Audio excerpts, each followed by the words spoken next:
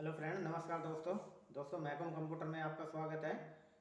तो दोस्तों, पिछली वीडियो में मैंने आपको बताया था एसएमपीएस की जो सर्किट होती है, जो सर्किट डायग्राम होता है कैपेसिटर तक जो रेक्टिफायर होता है, उसके बारे में मैंने आपको बताया था। आज मैं आपको बताने वाला हूँ उससे आगे दोस्तों, जो हमारी एसएमपीएस होती है, जो हमारी नॉर्मल सप्लाई होती है, वो किस प्रकार से काम करती है।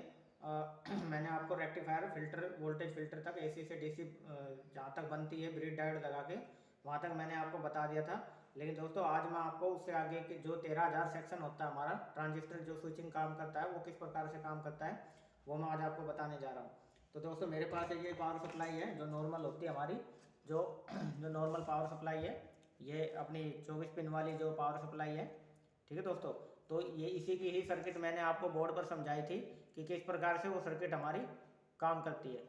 ठीक है जी। अब मैं इसके बारे में बता रहा हूँ दोस्तों। ये जो मैंने सर्किट बताई थी आपको, ये यहाँ पे ब्रिज डायोड है। ब्रिज डायोड के बाद ये वाले जो ब्रिज डायोड है, ब्रिज डायोड के बाद ये दो कैपेसिटर लगते हैं। कैपेसिटर इसमें से निकाले हुए हैं। ब्रिज डायोड के बाद दो कैपेसिटर लगते हैं। कैपेसिटर के बाद ये हमारी वोल्टेज जो है बिल्कुल फिल्टर हो जाती है। फिल्टर होने के बाद इस वोल्टेज का हम प्रयोग आसानी से सर्किट में कर सकते हैं। ठीक है जी। अगर बिना फिल्टर हुई वोल्टेज का अगर हम प्रयोग करेंगे तो दोस्तों, जो ट्रांजिस्टर वगैरह है और जो रेजिस्टेंस वगैरह और जो अन्य जो कंपोनेंट है, वो हमारे काम नहीं करेंगे। ठीक है जी। तो इसके बाद दोस्तों, ये जो हीटसिंक लगी हुई है, ये जो हीटसिंक लगी हुई है, इनपुट वाला जो सेक्शन है मैं आपको करा रहा हूँ, प्राइमरी जो सेक्शन है वो मैं आपको करा रहा हूँ। तो दोस्तों, आपको दिखाई दे रहा होगा, ये वाली जो हीटसिंक है, ये वाली जो इनपुट वाली जो हीटसिंक है, इस इनपुट वाली हीटसिंक के साथ में 3 ट्रांजिस्टर लगे हुए हैं। ठीक है जी।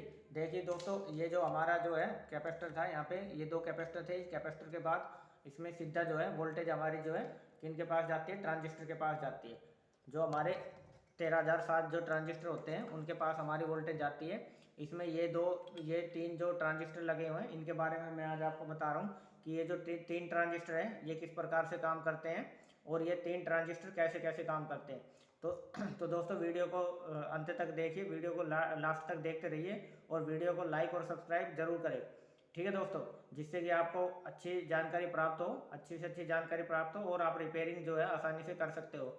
दोस्तों, अगर आपको सप्लाई रिपेयर करना आ जाएगा तो आप आसानी से किसी भी कंपोनेंट को रिपेयर कर सकते हो।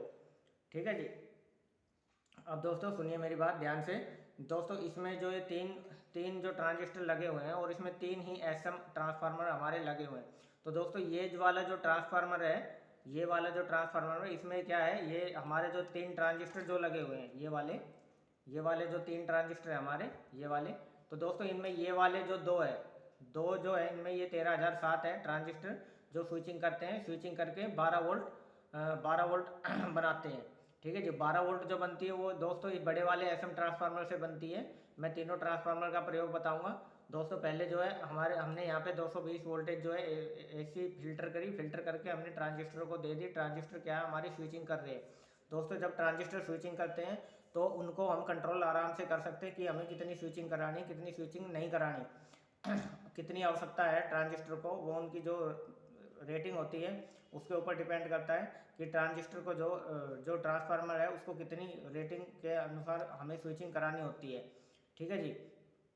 तो दोस्तों, ये जो जो इसमें एक जो पहले जो एक ये वाला ट्रांजिस्टर लगा है और ये जो ट्रांसफार्मर लगा है, दोस्तों ये जो ट्रांसफार्मर होता है, ये स्टैंड बाई वाला ट्रांसफार्मर होता है। ठीक है जी। ये जो ट्रांसफार्मर होता है, ये स्टैंड बाई वाला ट्रांसफार्मर होता है। इस ट्रांसफार्मर से क्या होता है दोस्तों, जो सबसे पहले हमारी जो 5 वोल्टेज आती है जो बोर्ड में, कई बार क्या होता है, जब हम मदरबोर्ड में सप्लाई को लगा देते हैं लेकिन हम देखते हैं कि ग्रीन लाइट जली हुई है ओनली, जो इसमें मदरबोर्ड में एक एलईडी होती है ग्रीन लाइट की, वो क्या है, जल जाती है, लेकिन सप्लाई फिर भी ऑन नहीं होती है। और जब हम सप्लाई को बाहर निकाल कर ऑन करके देखते हैं तो भी सप्लाई हमारी ऑन नहीं होती है। दोस्तों, उसको क्या कारण होता है, उसका कारण यही होता है, इसमें दो सेक्शन बने हुए हैं। इसमें दो सेक्शन बने हुए, एक 5 वोल्ट के लिए अलग है और एक 12 वोल्ट के लिए ये अलग है। दोस्तों, जो ये 12 वोल्ट का है, इसमें सिर्फ 12 वोल्ट ही नहीं, इसमें 5 वोल्टेज और इसमें 3 वोल्टेज भी निकली हुई है। 5 इसमें क्या है, 12 निकलती है, 12 से फिर 5 बनती है, इसमें 12 और 5 2 निकलती है, 12 और 5 2 निकलती है। 5 से फिर हम इसको 3 वोल्टेज भी आगे सर्किट से हम इसको डिवाइड करके बना देते हैं। ठीक है जी। और ये बीच वाला जो ट्रांसफार्मर होता है, ये दोस्तों एक ड्राइवर होता है, ये एक ड्राइवर का काम करता है। जो बीच वाला जो ट्रांसफार्मर है वो हमारा ड्राइवर का काम करता है। वो मैं आपको अभी समझाऊंगा कि किस तरीके से ड्राइवर का काम ये ट्रांसफार्मर हमारा करता है। तो दोस्तों, ये वाला जो ट्रांसफार्मर है हमारा, ये वाला क्या है, स्टैंड बाई में हमें 5 वोल्टेज देगा। इसके आगे देखिए एक डायोड लगा हुआ है, ये वाला एक डायोड लगा हुआ है। ये देखिए ये वाला जो डायोड लगा हुआ है, ये वाला, ये दोस्तों इसमें क्या करा, ट्रांसफार्मर के चैप्टर में मैंने आपको बताया था। ये देखिए इसमें ये जो डायोड लगा हुआ है, ट्रांसफार्मर के चैप्टर में मैंने आपको बताया था कि जो जो जो ट्रांसफार्मर होता है, जो ट्रांसफार्मर होता है दोस्तों, वो हमेशा एसी वोल्टेज में ही काम करता है। तो दोस्तों हमने क्या करा, पहले एसी वोल्टेज थी, फिर फिल्टर लगा के डीसी करा, डायोड लगा के डीसी करा, डीसी लगा के फिर उसको कैपेसिटर से फिल्टर कर दिया। फिल्टर करने के बाद दोस्तों हमें जो है 220 वोल्टेज मिल गई। अब 220 वोल्टेज से जो ट्रांजिस्टर जो ऑपरेट होता है वो यहाँ पे हमने लगा दिया, और उसके अकॉर्डिंग ही हमने यहाँ पे ट्रांसफार्मर लगा दिया। दोस्तों जो ट्रांजिस्टर जो हमने लगाया है, वो ट्रांजिस्टर क्या काम कर रहा है, वो दोस्तों दोबारा से जो हमारी डीसी वोल्टेज थी, उस डीसी वोल्टेज को, क्योंकि एक प्योर डीसी वोल्टेज मिल गई हमें 2 कैपेसिटर लगाने के बाद, क्योंकि पूरी फिल्टर होगी, उस वोल्टेज को फिल्टर होने के बाद वो जो वोल्टेज हमें हमारे पास मिल गई, उस वोल्टेज को हम ट्रांजिस्टर को देंगे, और ट्रांजिस्टर जो है दोबारा से स्विचिंग करेगा, यानी कि उस वोल्टेज को दोबारा से एसी बनाएगा, और उस वोल्टेज को एसी बनाकर इस ट्रांसफार्मर को देगा। लेकिन दोस्तों जो स्विचिंग है, अगर हम 220 वोल्ट को, एक नियम होता है दोस्तों, अगर एम्पियर कम है तो हमारी वोल्टेज ज़्यादा होगी, और अगर वोल्टेज ज़्यादा है तो हमारे उसमें एम्पियर कम हो गई। ये हमारा एक नियम होता है दोस्तों। हम कभी भी ये बात नोट कर सकते हैं, अगर हमारे पास 12 वोल्टेज है और उसको हम 220 बनाएंगे, तो दोस्तों जितना एम्पियर 12 वोल्ट में था, उतना एम्पियर हमें 220 वोल्टेज में नहीं मिलेगा। तो दोस्तों यहाँ पे हमारी 220 वोल्टेज थी, लेकिन जब हमने इसे स्विचिंग कराई, तो स्विचिंग कराने के बाद हमने क्या है, वोल्टेज को कम कर दिया, और कम करके ये एफएम ट्रांसफार्मर में दे दिया। तो दोस्तों इसमें एम्पियर के साथ में 2 या 3 एम्पियर के साथ में हमें आउटपुट में ये जो शॉर्ट की डायोड लगा है, ये शॉर्ट की डायोड भी मैंने आपके डायोड के चैप्टर में बताया है। ये डायोड लगा दिया। डायोड लगाने के बाद दोस्तों फिर हम इसको दोबारा से डीसी वोल्टेज करेंगे, और डीसी वोल्टेज करने के बाद उसके बाद ये देखिए कैपेसिटर लगा हुआ है, ये वाला, ये कैपेसिटर लगा हुआ है, ये फिल्टर करेगा। फिल्टर करने के बाद दोस्तों ये जो वोल्टेज है हमारी सीधी कहाँ जाएगी, मदरबोर्ड में। ठीक है दोस्तों, ये हमारी जो सीधी वोल्टेज है, ये अपनी जो ये पर्पल कलर होता है, ये पर्पल कलर जो होता है, ये वाला, ये मैं आपको दिखाता हूँ, ये इसमें आएगी। जो 5 वोल्टेज हमारी स्टार्टिंग में बनती है, वो इस कलर में हमारी जो है वोल्टेज आती है। आप कभी भी देख लेना, अगर कोई सप्लाई ऑन नहीं हो रही है और उसमें 5 वोल्टेज आ रही है, मदरबोर्ड में लाइट जल रही है, तो दोस्तों हमारे इस वोल्टेज में अगर आप मल्टीमीटर से चेक करोगे, तो इस वायर में हमें जो है 5 वोल्टेज मिलेगी। ठीक है जी, लेकिन सप्लाई हमारी ऑन नहीं होगी। क्यों? क्योंकि जो सप्लाई ऑन का जो सेक्शन है हमारा, वो हमारा जो 12 और 5 वोल्टेज जब तक नहीं आएगी, तब तक हमारा मदरबोर्ड ऑन नहीं होगा, ना ही प्रॉपर हमारा मदरबोर्ड जो है काम करेगा।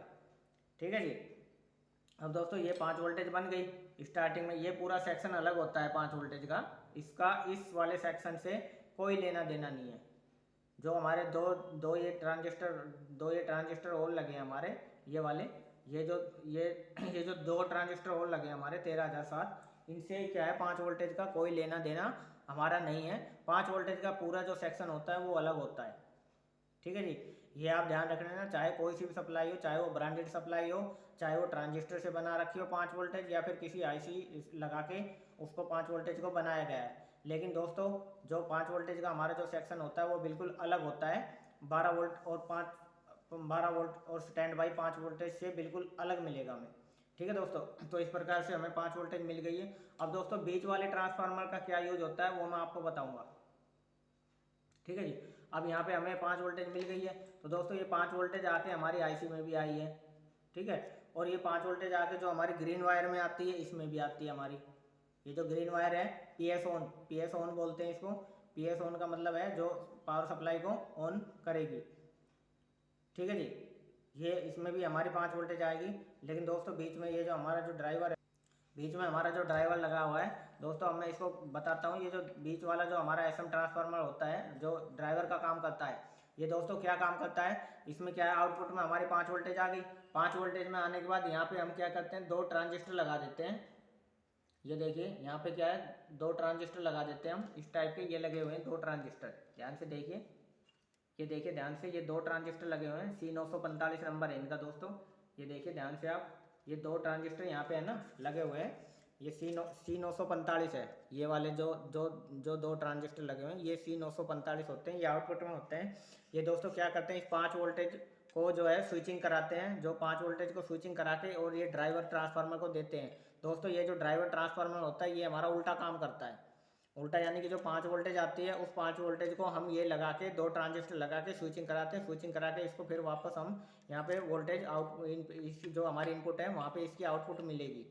और दोस्तों आउटपुट हम किस लिए इसको इनपुट में दोबारा हम आउटपुट किस लिए लेते हैं वो मैं आपको अभी समझाऊंगा। दोस्तों जो ये हमारा बड़ा वाला जो ट्रांजिस्टर है, जो हमारे 13007 जो ट्रांजिस्टर होते हैं, बड़ा वाला जो ट्रांसफार्मर है जो 13007 जो ट्रांजिस्टर होते हैं दोस्तों, उन ट्रांजिस्टर को ऑपरेट करने के लिए जैसे ही हम यहाँ पे ग्रीन वायर को ग्राउंड से टच करेंगे, वैसे ही जैसे ही हम यहाँ पे ग्रीन वायर को ग्राउंड से टच करेंगे तो वैसे ही ये दो ट्रांजिस्टर लगे हुए हैं ये हमारे क्या है कंटिन्यू स्विचिंग का कार्य कर देंगे। और स्विचिंग का कार्य करके ये ड्राइवर को सिग्नल देंगे, और जैसे ड्राइवर को सिग्नल मिलेगा, ड्राइवर को सिग्नल मिलने के बाद ये जो है हमारे 13007 जो ट्रांजिस्टर लगे हुए हैं इनके पास वोल्टेज आएगी और ये स्विचिंग करके दोस्तों ये हमारे बड़े वाले ट्रांसफार्मर को देंगे।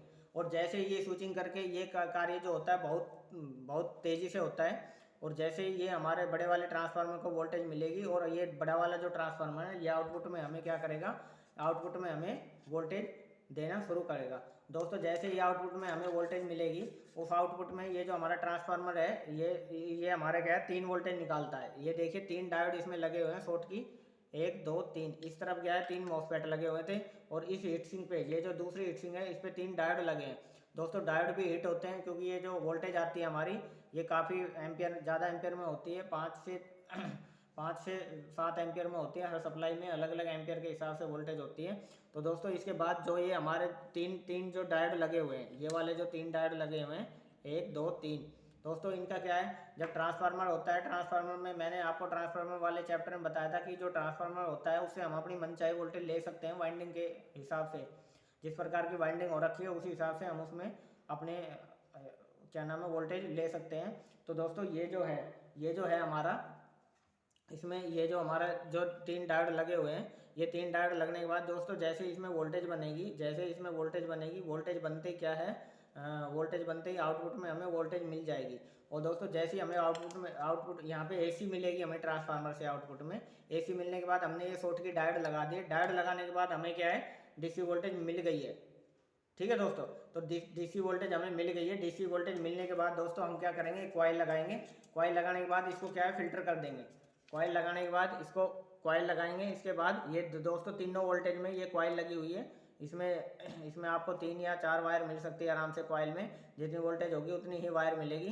दोस्तों ये कॉइल लगा दिए। कॉइल लगाने के बाद हम कैपेसिटर लगाएंगे जिससे कि इससे कॉइल से क्या है एम्पियर बने रहेंगे। और उसके बाद हम कैपेसिटर लगा देंगे। कैपेसिटर लगाने के बाद हमारी जो है वोल्टेज हमारी फिल्टर होकर मिल जाएगी। तो दोस्तों 3 वोल्टेज आई है तो हमने 3 कैपेसिटर लगा दी। किसी में क्या है डबल कैपेसिटर लगे होते हैं। जो ब्रांडेड सप्लाई होती है उसमें 6 कैपेसिटर भी मिल सकते हैं, आपको 8 भी मिल सकते हैं। वो दोस्तों वोल्टेज के हिसाब से है। ठीक है दोस्तों, तो दोस्तों इस प्रकार से हमें जो आउटपुट में हमें वोल्टेज मिलती है। इसका जो प्रोसीजर है वो मैंने आपको समझा दिया है पूरे तरीके से। अगर दोस्तों इसमें फॉल्ट क्या क्या आता है, फॉल्ट इसमें दोस्तों सबसे पहले जो इनपुट सेक्शन में फॉल्ट आएगा, अगर इनपुट सेक्शन में कोई भी फॉल्ट नहीं है, अगर इनपुट सेक्शन में कोई भी फॉल्ट नहीं है, 13007 वगैरह हमारे ओके हैं। और 13007 के नीचे दोस्तों दो हमारे जो जब 13007 हमारे फट जाते हैं, ख़राब हो जाते हैं, तो दोस्तों उसके लिए हम क्या करते हैं, जब 13007 ट्रांजिस्टर ख़राब होने के बाद हम क्या करते हैं, इसका पूरा सेक्शन हमें बदलना पड़ता है। पूरा सेक्शन इन द सेंस जो रजिस्टेंस जो कंट्रोल करवा रहे हैं 13007 को, वो भी हमें चेंज करने पड़ते हैं। उसमें दोस्तों 2.7 किलो ओम का रेजिस्टेंस और 2.2 ओम का रेजिस्टेंस या 22 ओम का रेजिस्टेंस उसमें लगा होता है। वो हर सर्किट में ये जो 2.7 किलो ओम का रेजिस्टेंस है ये तो आपको हर सर्किट में मिलेगा 13007 वाली में। लेकिन जो दूसरा जो रेजिस्टेंस है वो क्या है, किसी में मिलेगा। उसमें क्या है 1 ओम का मिल सकता है, 2.2 ओम का मिल सकता है, 22 ओम का मिल सकता है, कोई किसी भी ओम का। लेकिन वो दोस्तों फ्यूजिबल रेजिस्टेंस मिलेगा, 22 ओम से ऊपर आपको वो रेजिस्टेंस नहीं मिलेगा। ठीक है दोस्तों, तो दोस्तों इस प्रकार से ये जो सर्किट में नीचे जो रेजिस्टेंस लगे हुए हैं ये हमें चेंज करने पड़ते हैं अगर हमारे 13007 सेक्शन फट जाता है तो। दोस्तों इसी के अनुसार अगर हमारा ये जो 5 वोल्टेज सेक्शन है ये अगर हमारा ख़राब हो जाता है तो इसमें क्या करेंगे दोस्तों, इसमें हमारा एक मॉसफेट ट्रांजिस्टर लगा होता है 5027।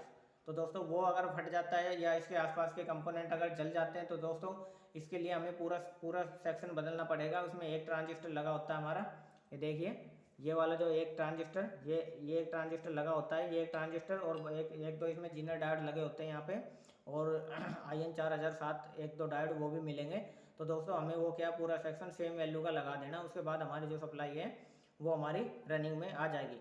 दोस्तों एक इसमें जो है कपलर IC लगी होती है, ये दोस्तों कपलर IC किस लिए लगी होती है, ये वाली जो है, ये वाली इसमें कपलर IC लगी होती है, ये 4 टांग की होती है दोस्तों। कपलर IC जो होती है दोस्तों, इसकी 2 टांग जो 2 लेग होती है वो तो हमारी इनपुट में होती है, और बाकी जो 2 लेग होती है वो हमारी आउटपुट में होती है। दोस्तों जो कपलर IC का काम होता है वो जो हमारी जो स्टैंड बाई में जो 5 वोल्टेज बनती है उसको कंट्रोल करके रखती है, ठीक है जी। अगर वो 5 वोल्टेज हमारी कंट्रोल है तो हमारी उसके बाद सारी वोल्टेज हमारी कंट्रोल रहती है, क्योंकि जो 5 वोल्टेज हमारी स्टैंड बाई में जाती है उससे स्विचिंग करा के हम ड्राइवर को देते हैं। अगर ड्राइवर कुछ गड़बड़ करेगा तो दोस्तों फिर तो वोल्टेज जो है हमारी 12 वोल्ट वाली भी गड़बड़ करेगी, कम या ज़्यादा उसमें हो सकती है। इसलिए हम क्या नाम है इसका कपलर IC का प्रयोग हर सप्लाई में आपको देखने का मिलेगा। कुछ ऐसी सप्लाई होगी जो अब मोस्ट पे क्या नाम है STR से जो बनी होती है उनमें कपलर IC हो सकता है, किसी किसी में ना हो, लेकिन कपलर IC आपको हर सप्लाई में देखने को मिलेगी, ठीक है दोस्तों। उसके बाद दोस्तों मैं आज आपको इस सप्लाई के बारे में बता रहा हूँ। इसमें मेन फॉल्ट जो है, नॉर्मल फॉल्ट क्यों आते हैं और किस कारण आता है। दोस्तों सबसे पहले क्या है, हमारे जो मेन फिल्टर लगे होते हैं इनके पास ही सबसे पहले वोल्टेज आती है, चाहे वो वोल्टेज हाई आओ चाहे लो हो, ठीक है दोस्तों। अगर वो हाई वोल्टेज है तो दोस्तों कैपेसिटर फट जाते हैं, कैपेसिटर फटने के बाद क्या है वो फिल्ट्रेशन का काम करना बंद कर देते हैं, और जब वो फिल्टर का काम करना बंद कर देंगे तो दोस्तों अगर वोल्टेज ही हमें फिल्टर होकर नहीं मिलेगी तो स्विचिंग जो ट्रांजिस्टर जो स्विचिंग करते हैं वो प्रॉपर तरीके से स्विचिंग नहीं कर पाएंगे, जिसके कारण हमें जो है वोल्टेज क्या नाम है प्रॉपर नहीं बनेगी, स्विचिंग प्रॉपर नहीं करेगा। उसके कारण जो हमारे मॉसफेट होते हैं वो एक ऑसिलेशन का काम करते हैं, वो ट्रांजिस्टर जो होते हैं ऑसिलेशन का काम करते हैं। अगर उनको हल्का भी ऊपर नीचे मिलेगा तो दोस्तों वो फट जाएंगे और सर्किट हमारी जल जाएगी, ठीक है दोस्तों। तो ज़्यादातर जो प्रॉब्लम है हमारे इनपुट सेक्शन में आती है। आउटपुट सेक्शन में हमें क्या होता है, जैसे मान लो सप्लाई कई बार चल के बंद हो रही है या सप्लाई लोड नहीं ले रही है, उसका रीज़न दोस्तों एक तो ये हम यहाँ पे अगर सप्लाई चल के बंद हो रही है तो ये शॉर्ट की डायोड होते हैं, इनको चेक करेंगे। कई बार क्या है जब ये शॉर्ट की डायोड आपस में शॉर्ट हो जाते हैं, शॉर्ट होने के बाद क्या आगे वोल्टेज जाने का रास्ता बंद हो जाता है। जब वोल्टेज जाने का रास्ता बंद हो जाएगा तो दोस्तों जैसे ही सप्लाई को ऑन करेंगे तो आगे रास्ता बंद है तो ये हल्का सा फैन चल के और बंद हो जाएगा। ये प्रॉब्लम हमारी बहुत ज़्यादा आती है दोस्तों। ये जो प्रॉब्लम आती है हमारी एक कारण से और आती है दोस्तों, जब हमारे आउटपुट में जो कैपेसिटर लगे होते हैं अगर ये फट जाते हैं, फूल जाते हैं तो दोस्तों उसके बाद भी हमारे जो सप्लाई लोड लेना बंद कर देगी। क्योंकि अगर वोल्टेज फिल्टर नहीं होगी, वोल्टेज एम्पेयर के साथ में अगर नहीं जाएगी मदरबोर्ड में तो क्या करेगी, सप्लाई चल के बंद हो जाएगी। वो चल के बंद दोस्तों इसलिए होती है, जो ये IC हमने जो लगाई हुई है ये कंट्रोलर IC है, ये दोस्तों पूरी SMPS को कंट्रोल करके रखती है। और ये भी करती है अगर सप्लाई ओवरलोड में जा रही है तो उसको बंद कर देती है, लो वोल्टेज है तो उसको बंद कर देती है, हाई वोल्टेज आ रही है तो उसको बंद कर देती है। ये सारा काम जो है कंट्रोलर करती है हमारी ये IC, ठीक है दोस्तों। ये IC ही हमारे इन 945 को चलाती है। उसके बाद 945 ड्राइवर को चलाते हैं, ड्राइवर आगे 13007 को चलाते हैं, 13007 से फिर हमें वोल्टेज प्राप्त होती है, ठीक है दोस्तों। और कब PS ऑन जो काम करता है वो इसी IC से करता है दोस्तों, ठीक है दोस्तों। ये IC का नंबर जो होता है वो 7500 BC 7500 भी होता है, और भी पहले 2 IC लगी होती थी, LM339 LM494, ठीक है दोस्तों। ये जो IC लगी होती थी, लेकिन अब क्या है एक ही IC लगा दी 7500, ठीक है दोस्तों। तो दोस्तों एक इसमें और जो फॉल्ट आता है सप्लाई में वो किस कारण आता है दोस्तों, फैन के कारण भी हमारे सप्लाई में फॉल्ट आता है दोस्तों। कई बार क्या होता है चलते चलते डस्टिंग में क्या है कि चलते चलते फैन में क्या है डस्टिंग आ जाती है, और डस्टिंग आने के कारण क्या होता है फैन हमारा जाम हो जाता है, और हमें पता नहीं होता है, सिस्टम कंटिन्यू हमारा चलता रहता है लेकिन फ़ैन उसका जाम रहता है, फ़ैन हमारा जाम रहता है। या कई बार क्या करते हैं कोई कस्टमर होते हैं या कोई भी अदर यूज़र जो होते हैं वो क्या करते हैं, फ़ैन आवाज़ करता रहता है लेकिन फिर भी उस फ़ैन को चेंज नहीं कराते हैं। लेकिन वो ये नहीं समझते कि अगर हम इस फ़ैन को चेंज नहीं कराएंगे तो इसको चेंज ना कराने से हमें क्या क्या जो है क्या क्या हानि हो सकती है। एक तो सप्लाई तो जाएगी, सप्लाई के साथ में हो सकता है अगर ज़्यादा ब्लास्ट हो जाए सप्लाई में तो हमारा जो मदरबोर्ड है वो भी हमारा जा सकता है, ठीक है दोस्तों। तो इस प्रकार से इसमें जो फॉल्ट आते हैं वो मैंने आपको बता दिया। इसमें 2-4 फॉल्ट आते हैं। एक तो क्या हमारे ये आउटपुट वाले कैपेसिटर फूल जाते हैं, एक फ़ैन जाम हो जाता है, और एक 13000 सेक्शन है, और एक 5 वोल्टेज वाला सेक्शन है, इससे ज़्यादा इस सप्लाई में और फॉल्ट नहीं आते। तो दोस्तों हर सारे कंपोनेंट मैंने आपको करा दिए, 35 वीडियो मैंने आपको बनाई है और उसमें सारे कंपोनेंट मैंने आपको करा दिए, हर तरह की जानकारी मैंने आपको दी है कंपोनेंट के बारे में। अब आप SMPS को आसानी से रिपेयर कर सकते हो। ठीक है दोस्तों, और अगली वीडियो में मैं आपको बताऊंगा LCD वगैरह के कार्ड को कैसे रिपेयर करते हैं, हम दिखाऊंगा आपको, ताकि आपको कंफर्म हो जाए कि रियल में जो 11 कंपोनेंट मैंने कराए हैं, वो जो 11 कंपोनेंट होते हैं वही हमें क्या है हमारे हर सर्किट में काम आते हैं। और एक दो कंपोनेंट दोस्तों ऐसे होते हैं लेकिन वो क्या है टाइप ऑफ में आ जाते हैं। जैसे मान लो किसी भी कैपेसिटर का दूसरा नाम बदल दिया और रहता है वो कैपेसिटर ही है लेकिन उसका नाम बदल दिया, जैसे 10 to 11 कैपेसिटर हो गया, एक दो कैपेसिटर और आते हैं। ठीक है दोस्तों, थर्मिस्टर हो गया, ये दोस्तों एक दो ऐसे आते हैं जिसका हम नाम बदल देते हैं लेकिन वो रहते वही हैं। और दोस्तों इस प्रकार से हम अपनी सप्लाई के जो फॉल्ट है वो अपने घर पे ही खुद ठीक कर सकते हैं, या जो रिपेयर करने वाले बंदे हैं वो भी आसानी से उसमें कर सकते हैं, उनको चेंज कर सकते हैं आराम से। और मैंने आपको बता दिया 13,007 सेक्शन होता है मेन इसमें, जो ये अपनी नॉर्मल सप्लाई है। वैसे तो ये सप्लाई अब बहुत ही कम आने लग गई है, लेकिन जो इंटेक्स वगैरह की सप्लाई है वो अभी आती है और उनमें यही हमारे जो है प्रोसीजर होता है, पूरी सप्लाई में यही प्रोसीजर होता है, चाहे वो कोई सी भी सप्लाई हो, इंटेक्स हो, जैब्रोनिक्स हो, मरकरी हो, कोई सी भी सप्लाई हो। ठीक है दोस्तों, तो उसका जो प्रोसीजर होता है वो यही होता है। बाकी जो ब्रांडेड सप्लाई है उसके बारे में आपको अगली वीडियो में बताऊँगा कि जो ब्रांडेड सप्लाई होती है वो किस प्रकार से हमारी काम करती है। ठीक है दोस्तों, इसमें फॉल्ट नॉर्मली 2-3 फॉल्ट आते हैं तो हमारे ये फ़िल्टर फूल जाते हैं हाई वोल्टेज के कारण, और ये फ़िल्टर भी अगर हमारे फूल जाएंगे तो उसके बाद भी हमारी सप्लाई काम नहीं करेगी, फ़ैन जाम हो जाता है। फ़ैन जाम होने के कारण क्या है, ये कैपेसिटर फट जाते हैं हमारे, कैपेसिटर फटने के बाद हमें क्या है आउटपुट में प्योर वोल्टेज नहीं मिलती है। और दोस्तों एक कई बार हमारी जो है जब ये हमारा पंखा जाम हो जाता है, हवा पास नहीं होती है, हवा पास नहीं होती तो ये कॉइल हमारी हीट होकर जल जाती है। ठीक है दोस्तों, कॉइल हीट होकर जल जाएगी, कॉइल हीट होकर जल जाएगी तो ये आपस में ब्रंट हो जाएगी, वो ब्रंट हो जाएगी तो ये आउटपुट में वोल्टेज हमें नहीं देगी, क्योंकि कॉइल के ऊपर जो इंसुलेटेड वायर होती है उसके जो ऊपर जो इंसुलेटर लगा होता है वो हमारा इंसुलेटेड जल जाता है। ठीक है दोस्तों, तो इस प्रकार से हम दोस्तों SMPS को रिपेयर कर सकते हैं आसान तरीके से।